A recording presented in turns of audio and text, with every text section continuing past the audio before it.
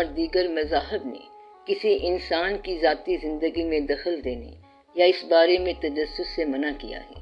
چار دیواری کے اندر کے واقعات یا لباس میں پوشیدہ واقعات کا اظہار کرنے والا علم سچا ہونے کے باوجود غیر اسلامی ہے۔ ایسے لوگ موجود ہیں جو کسی ملنے والے کو فوری طور پر بتا سکتے ہیں کہ اس کی ذاتی، خانگی، معاشی، جذباتی، احساساتی زندگی کس نوع کی ہے، تاہم اس نوعیت کے چونکا دینے والے واقعات کا اظہار ممنوع ہے۔ اس نوع کا علم عرفان یا روحانیت سے متعلق نہیں بلکہ عملیات کا حصہ ہے اور وظائف کا مرہون منت۔ پاک پتن کے نواح میں ایک مائی صاحبہ ہیں، وہ صورت رحمان کی عامل ہیں اور وہ دوسروں کا تمام حال بیان کر دیتی ہیں۔ یہ علم مبنی بر صداقت ہونے کے باوجود قرآن پاک کی رو سے ممنوع ہے۔ ذائچہ: اللہ تعالیٰ نے انسان کے ساتھ جو سب سے بڑی مہربانی فرمائی ہے وہ یہ ہے کہ اسے آنے والے کل سے باخبر نہیں رکھا۔ قرآن پاک کی روح سے 3 امور کے بارے میں انسان کوئی علم نہیں رکھتا۔ ماں کے رحم میں کیا ہے، اس سے کوئی باخبر نہیں ہوتا۔ آنے والے کل کیا کرنا ہے، کون سی زمین میں دفن ہونا ہے۔ لوگ ان 3 امور کو جاننے کے خواہش مند ہوتے ہیں اور وہ جان لیتے ہوں گے۔ اس جاننے کا سب سے بڑا نقص یہ ہے، جس آدمی نے آنے والے کل کو دیکھتے رہنا ہے اس کی نظروں سے حال اوجھل ہو جائے گا۔ اسی طرح جس طرح آسمان کو دیکھنے والے کے پیروں تلے سے زمین نکل جاتی ہے، ہر انسان اس امر سے واقف ہے کہ اسے مر جانا ہے۔ اگر اسے مرنے کی تاریخ بتا دی جائے تو آج ہی مر جائے گا۔ مستقبل کے بارے میں یہ آگہی اسلام کے مزاج کے خلاف ہے۔ ہمیں مستقبل جاننے کا شوق ہوتا ہے۔ اگر مستقبل کی جانب نگاہ دوڑانا ہی ٹھہرا تو کل پرسوں تک کیوں محدود رہیں؟ کیوں نہ آخری مستقبل تک نگاہ دوڑائیں؟ اس حد پر آ کے معلوم ہوگا کہ زندگی کو تمام ہونا ہے، فرشتوں کو اعمال کا حساب کتاب لینا ہے، تو پھر ذائچے کا حساب کتاب غیر ضروری ہے۔ مستقبل کی پیشن گوئی عملیات کے ذریعے کرنا ذائچہ ہے۔ یہ تاریخ پیدائش اور ستارے کی مدد سے مرتب کیا جاتا ہے۔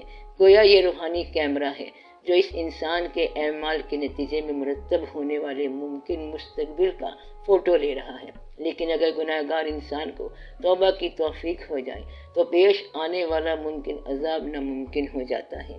ایک نام، ایک تاریخ اور ایک ہی ستارے کے تحت پیدا ہونے والے بچے یکساں تاثیر کے حامل نہیں ہوتے۔ محمد علی بڑا نام ہے، بانی پاکستان کا نام ہے، عالمی شہرت کے حامل کا نام ہے، لیکن میرے ملازم کا بھی یہی نام ہے۔ یہ فطرت ہے، قدرت نے فطرت مقرر کی ہے۔ ان پر ستاروں کے اثرات فطرت کی مناسبت سے ہوتے ہیں۔ مثلا اگر ستارے اچھی حالت میں ہیں تو جس کا عمل چوری ہے وہ اچھا چور بن جائے گا، جس کا نیکی ہے وہ نیک بن جائے گا۔ ذائچے سے شخصیت کلی طور پہ مقرر نہیں ہوتی، موٹے موٹے خطوط اور خد و خال واضح ہوتے ہیں۔ بہتر ہے کہ انسان علامہ اقبال رحمۃ اللہ کی بات مانتے ہوئے کہہ دے، ستارہ کیا تیری تقدیر کی خبر دے گا، وہ خود فراخ یہ افلاک میں ہے خوار زبوں۔ اس بیچارے ستارے کو خود کوئی رستہ نہیں ملتا۔ ذائچے کا علم غلط نہیں ہے لیکن غیر ضروری ہے۔ علم صحیح ہے اور استعمال غیر ضروری۔ روحوں سے ہم کلام ہونا۔ قبروں کا حال جاننے کا علم درست ہے۔ مردے کی روح سے ملاقات ممکن ہے، ان سے ہم کلام ہوا جا سکتا ہے۔ داناؤں، بزرگوں، سقراط، کلوپترا، ہیلن، بدھ، ان تمام کی ارواح سے ملاقات اور اکتساب ممکن ہے، لیکن ان سے ملاقات دین نہیں ہے۔ دین یا مذہب انسان پر جو فرض عائد کرتا ہے اس میں عبادت، خود آگہی اور زیادہ سے زیادہ حسن سلوک کرنا شامل ہے۔ یہ مشاغل درست ہو سکتے ہیں لیکن غیر ضروری ہونے کے سبب ان سے احتراز کرنا چاہیے۔ ان سے بڑا اور کیا روحانی واقعہ ہو سکتا ہے کہ ہر انسان کے ساتھ ہمہ وقت 2 فرشتے رہتے ہیں، لیکن اپنے ہمراہ ہمہ وقت رہنے والے 2 فرشتوں سے علیحدہ علیحدہ ملاقات بہت کم لوگوں کی ہوئی ہے، بلکہ کہنا چاہیے کہ نہیں ہوئی ہے۔ پھر زمانے کی خبروں، دور کی خبروں کا کوئی فائدہ نہیں، یہ بے سود ہے۔ تعویذ، گنڈے نقش، الفاظ کی تاثیر مسلم ہے۔ اللہ ذات ہے، اس ذات کا اسم اگر کاغذ پر تحریر کیا جائے تو وہ کاغذ ماننے والے کے لیے ایک مقدس دستاویز سے کم نہیں۔ احساس سے الفاظ میں تقدیس پیدا ہوتی ہے اور تقدیس ہی تعویذ کا اثر ہے۔ کبھی کبھی ایسے تعویذ بھی لکھے جاتے ہیں اور لکھنے والا اس ظلم میں شریک ہوتا ہے جس تعویذ کے باعث کسی انسان پر سختی یا پریشانی کا اثر ہو۔ میں نے اس سے قبل یہ کہا ہے کہ الفاظ کا اثر ہوتا ہے، کالی کا اثر ہوتا ہے، دعا کا اثر ہوتا ہے۔ ہمیں آپ سے محبت ہے۔ یہ فکرہ انسان کی زندگی بدل کر رکھ دیتا ہے۔ انہیں تعویذ قرار دیا جا سکتا ہے۔ کچھ تعویذ موکلات کے ذریعے کیے جاتے ہیں اور وہ موکل ان تعویذوں کی نگرانی کرتے ہوئے اپنا اثر نافذ رکھتے ہیں۔ مثلاً جس کے خلاف تعویذ کیا گیا اس کی یادداشت کمزور ہو گئی، اس کے کام کے آغاز میں الجھنیں درپیش آئیں، اس کی توجہ مرکزیت کھو بیٹھی اور انتشار کا شکار ہو گئی۔ یہ ممکن ہے۔ تعویذوں سے بچاؤ کا طریقہ کار۔ اللہ کریم کا حکم ہے کہ یہ دعا کرنی چاہیے: اے اللہ مجھے بچا لوگوں کے شر سے اور اس شر سے جب وہ گرہ لگاتے ہیں۔ اور اللہ تعالیٰ نے فرمایا ہے کہ پناہ مانگی جائے ان لوگوں سے جو انسان کے دل میں وسوسہ ڈالیں۔ وسوسہ یقین کی ضد ہے، یعنی خدا کی رحمت پر اعتقاد کی بجائے وسوسہ پیدا ہو جائے۔ ایسا کرنے والے انسان بھی ہو سکتے ہیں اور جنات بھی۔ تعویذوں سے محفوظ رہنے کے لیے ایک تعویذ ہونا چاہیے، وہ ہے خود کو ہر حال میں اللہ کے حوالے کیا جائے، اپنے اعمال کو اس کے سپرد کیا جائے، نماز اور صبر کا سہارا لیا جائے۔ نماز پڑھنے والے عام طور پر منفی اثرات سے محفوظ رہتے ہیں۔ جنات۔ بہت سارے مفسروں نے جن کی الگ الگ تشریح کی ہے۔ جن قوت کو بھی کہتے ہیں جو انسان کی اپنی صلاحیت ہے۔ کچھ لوگوں نے غصے کو بھی جن کہا ہے، لیکن خدا کا یہ ارشاد ہے کہ اے انسانوں کے گروہوں اور جنات کے گروہوں، اگر تم نکلنا چاہو زمین و آسمان کے حصارے سے تو نکل کے دیکھو۔ مطلب یہ ہوا کہ جنات الگ مخلوق ہیں، انسان الگ مخلوق ہیں، لیکن ایک چیز یاد رکھنے کے قابل ہے کہ کوئی فرشتہ یا کوئی جن انسانی دنیا میں بالعموم اپنی ذاتی شکل میں سامنے نہیں آئے گا۔ انسانی دنیا میں غیر مرئی وجود جب کبھی کسی وجہ سے آئے گا تو انسانی شکل میں آئے گا۔ اللہ کریم نے قرآن پاک میں ارشاد فرمایا کہ یہ لوگ کہتے ہیں کہ اگر یہ اللہ کے سچے نبی صلی اللہ علیہ وسلم ہیں تو ان کے ساتھ فرشتہ کیوں نہیں رہتا؟ اللہ نے ارشاد فرمایا: اے لوگوں، اگر ان کے ہمراہ فرشتہ ہوتا تو تب بھی وہ انسانی شکل میں ہوتا۔ تمہارا سوال وہیں کا وہیں رہتا۔ ہم نے جس قدر جنات کے قصے واقعات مشاہدے کیے ہیں اور کسی انسان پر جن کا سایہ بتایا جاتا ہے، بس یہیں تک سچ ہے۔ اس سے آگے نہ انکار کرنے کی ضرورت ہے نہ اسے گرفتار کرنے کی حاجت۔ یہ مخلوق اپنی دنیا میں موج کرے، انسان اپنی دنیا میں مگن رہے۔ جن ہماری دنیا میں ایسے نہیں آتے۔ جنات اور انسانوں کے مابین کوئی باہمی رشتہ نہیں ہے۔ کتابوں میں بیان کیا گیا ہے کہ حضرت محدث دہلوی رحمۃ اللہ، حضرت شاہ ولی اللہ رحمۃ اللہ اور حضرت بڑے میاں رحمۃ اللہ کے درس میں جن قرآن شریف پڑھا کرتے تھے، جنات بھی مختلف مذاہب سے تعلق رکھتے ہیں۔ اس مرئی دنیا کے اندر ایک اور دنیا ہے جو غیر مرئی ہے۔ اس پر ریسرچ ہو رہی ہے کہ حضرت ابراہیم علیہ السلام جس آگ میں گئے وہ گلنار کیسے ہو گئی۔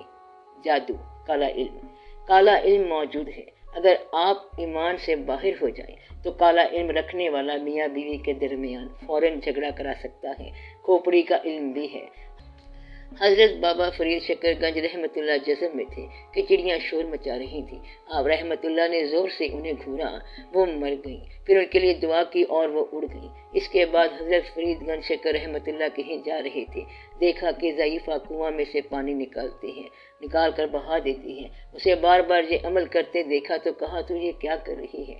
بڑھیا بولی: میری بہن کے گھر کو آگ لگ گئی ہے، اس کو حسرت کر رہی ہوں۔ آپ رحمۃ اللہ نے فرمایا: یہاں پانی بہانے سے اس کے گھر کی آگ کیوں کر سرد ہوگی؟ وہ بولی: یہ بھی کوئی چڑیاں ہیں جنہیں تو نے گھور کر دیکھا تو وہ مر گئی۔ چنانچہ یہ علم ہوتا ہے۔